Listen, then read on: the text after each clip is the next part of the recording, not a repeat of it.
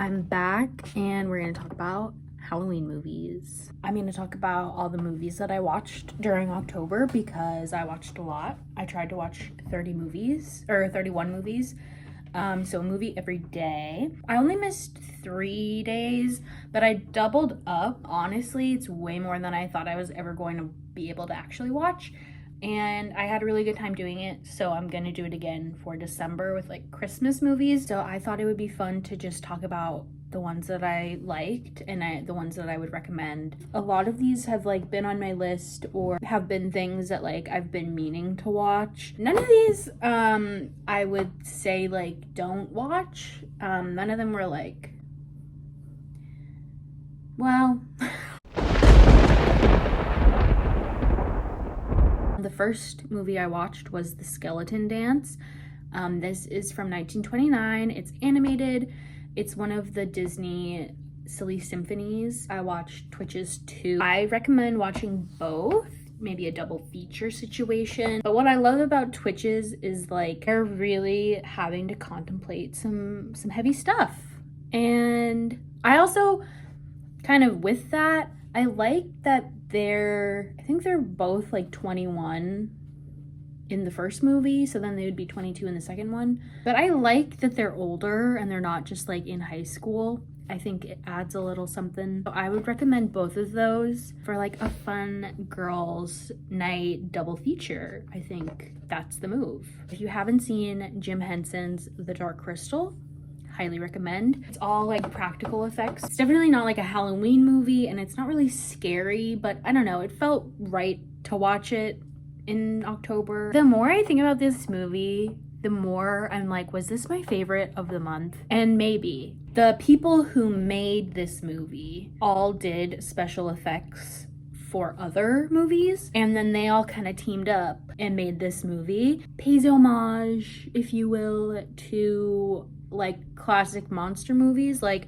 I watched The Blob, the original Blob movie, and I was like, yeah, Killer Clowns definitely like pulled inspiration from this. Very camp. So if you're looking for something that's like scary, Halloween, but doesn't take itself too seriously, this is definitely the movie for you. I watched The Telephone Box with my boyfriend, and he just happened to find this one. It came out in 1972, La Cabina, The Telephone Box if you're nasty. It's very Twilight Zone. Wanted to talk about Buffy the Vampire Slayer, because when am I not talking about Buffy the Vampire Slayer? This is the series predecessor. This was the original movie, came out in 1992. I know it got a lot of hate when it first came out. I was going into it expecting it to just be like unwatchable, but I actually really enjoyed it. And I know I'm biased because I love Buffy, like the TV show. I still had a really good time watching it. I think aside from like the obvious sort of like she's the vampire slayer and she kills vampires, like there's a lot of like little personality quirks to Buffy that like I think the essence of Buffy is still there. Don't let the haters, stop you from watching it. Next, I want to talk about Rocky Horror Picture Show. When I told my friends I wanted to have a movie night, some of them were like, you have to watch it like in the theater, otherwise you're like missing the whole thing. I was like, I know that people do that and they dress up and they, get really into it. That's great, but I just want to watch the movie. I'm not here to comment on whether or not it could be made in 2025. That being said, I think Tim Curry is amazing.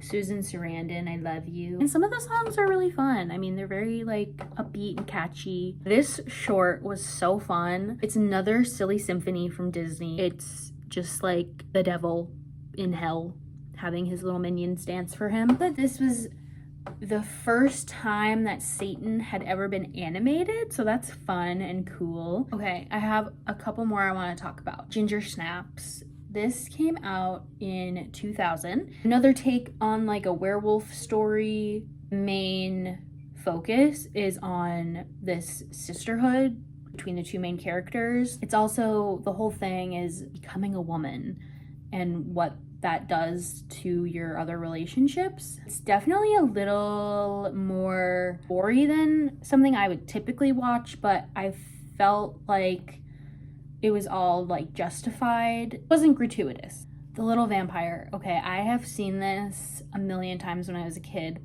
but this most recent watch, I probably hadn't seen it for like, God, maybe even 10 years. This movie is so good. Like, there's so much good about it. It's so cute. It's very like wholesome. The costuming, the location, they're in Scotland. It's a beautiful movie. It's, a story of friendship. I think the last one that I'm gonna talk about is A Girl Walks Home Alone at Night. This came out in 2014. So it was originally a short film. It's very subversive. Girl, in this case, being like, instead of the prey, the predator. This is the first Iranian vampire western. I could probably say a lot more about all of these.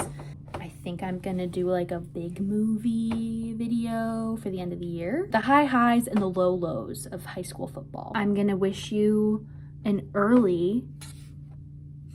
very early Happy Halloween for 2026.